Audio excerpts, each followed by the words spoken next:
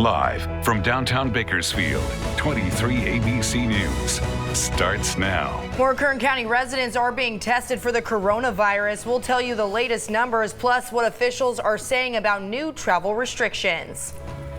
Good morning and thanks for joining us here at 23 ABC News at 8 a.m. We are happy to have you with us. I'm Tori Cooper. And I'm Alex Bell. And you guys, let's take a look at your temperatures right now. A drastic change from what we saw last week when we were in those record-breaking 80s. But right now, this morning for your breakfast forecast, we are at 54 degrees.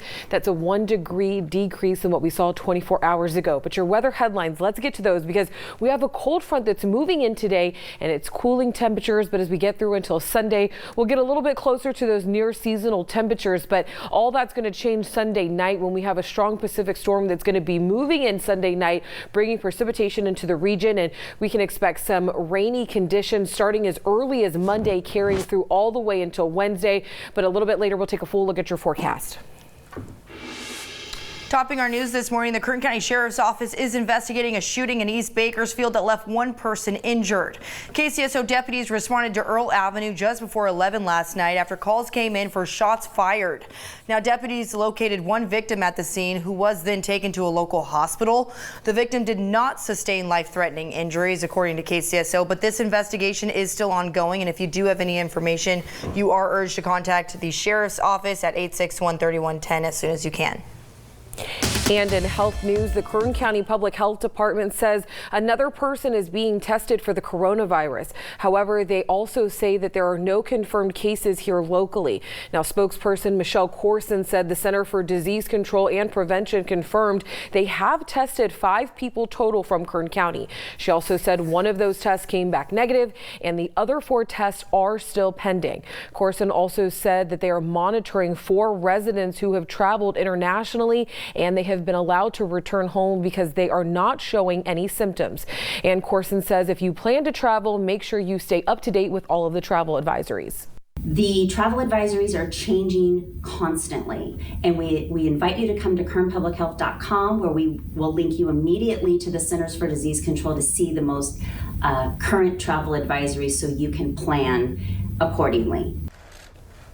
And President Donald Trump signed an $8.3 billion spending bill on Friday to fund the government's emergency response to the coronavirus outbreak. This is as Vice President Mike Pence announced that 21 people aboard a cruise ship off the coast of California have tested positive for the virus.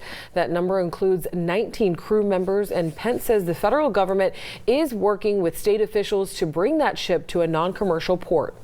Meantime, the CSU system has suspended study abroad programs in Italy, China, and South Korea over concerns with the virus, according to our ABC affiliate in Los Angeles. Now, Cal State Bakersfield has created a section on its website to keep students, staff, faculty, and others informed about the coronavirus. The campus community can get questions answered regarding cases in the U.S., around the state, and the latest in Kern County. For more on the CSUB and what's taking place to address it, go to our website, turn23.com. And Costco officials say that they are seeing an uptick in consumer demands in stores around the county, including right here in Bakersfield. Following the coronavirus concerns, they made a few changes to help ease some of those concerns. I spoke to some of the local Costco shoppers to see if the fears over the coronavirus are actually impacting their shopping habits. Here's what they had to say. Many Costcos around the country say they are seeing lines snaking around their company buildings in light of the coronavirus concerns. Costco officials say they are now attributing 3% of their February sales increase to panicked coronavirus shoppers. According to CNN, stock shares for big box chains like Costco and Walmart and other grocers are rallying this week as investors have been flocking to stocks that are benefiting from coronavirus fears. But back here in Kern County, most of the shoppers say the coronavirus is not impacting their shopping habits.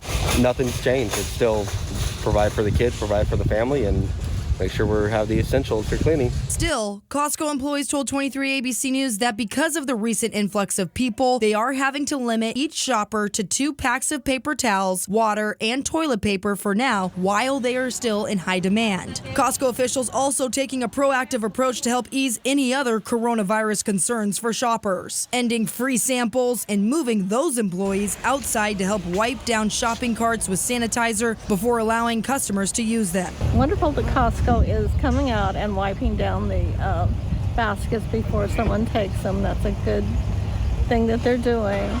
I don't know if it's necessary here in Bakersfield. A 71-year-old man who had been on a cruise ship last month became the first person in California to die from COVID-19 after being exposed during the cruise. But while many are still severely concerned, most of the shoppers I spoke to in Kern County say they believe the coronavirus is not a big deal as of now. H1N1 and Ebola all happen every year. Flu happens every year, and there's really no concern with corona because it's just another disease that comes by and goes, and they'll pass away. It's been around since the 60s, and it hasn't been on the news since. And as of now, the coronavirus cases have been continuing to spread across America, and information overload follows. But not all of those facts check out. That's why 23 ABC and Scripps national team will be airing a 30-minute special next Sunday, March 15th at 6 p.m. Coronavirus: The Facts will address important concerns like potential economic impacts, and you will also see what it's like to have the virus and be stuck in quarantine. Coronavirus: The Facts airs right here on 23 ABC March 15th at 6 p.m. And now to a traffic alert. Driving east through downtown is about to get easier starting next week. And as you guys all know, all those lanes on 23rd Street haven't been open for months as contractors have been working endlessly on 24th Street improvement project.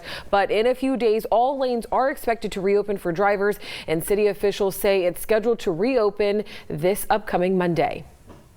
Caltrans has also announced a full ramp closure on Interstate 5 in Kern County this weekend. Now, it's due to ongoing construction operations. The closure will be on the northbound I-5 ramp to Highway 46. The closure started last night and goes until 6 a.m. on Monday.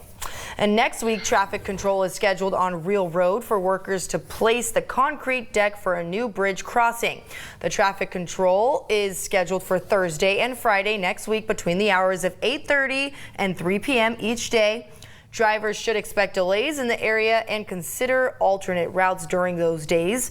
This alert comes as part of the Centennial Corridor Mainline project. And the Kern County Superintendent of Schools has been awarded a program grant worth nearly $2 million. It was awarded a K-12 Strong Workforce Grant from the California Department of Education. The funding will support the Kern Integrated Data System, also known as KIDS, which is a collaborative data sharing program that helps improve student outcomes in Kern. Now, 2 years ago, Kern County leaders launched an alliance called the Kern Education Pledge. 11 local school districts have taken part in the pilot project since 2019. Kern County and Bakersfield fire departments are teaming up to hold a book drive to benefit the Porterville Library in honor of fallen Porterville Fire Department Captain Raymond Figueroa and firefighter Patrick Jones. 23 ABC is also teaming up with the firefighters from Station 65 all next week to collect donations. You can drop off books at 10,051 McCann Road, I should say, or any city or county station. Now, the drive kicks off Monday and lasts through Friday.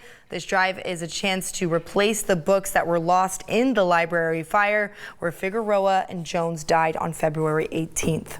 Last week, the Kern County and Bakersfield Fire Departments hosted a fundraiser in honor of the firefighters. They were able to raise almost $15,000 to benefit the families of Figueroa and Jones.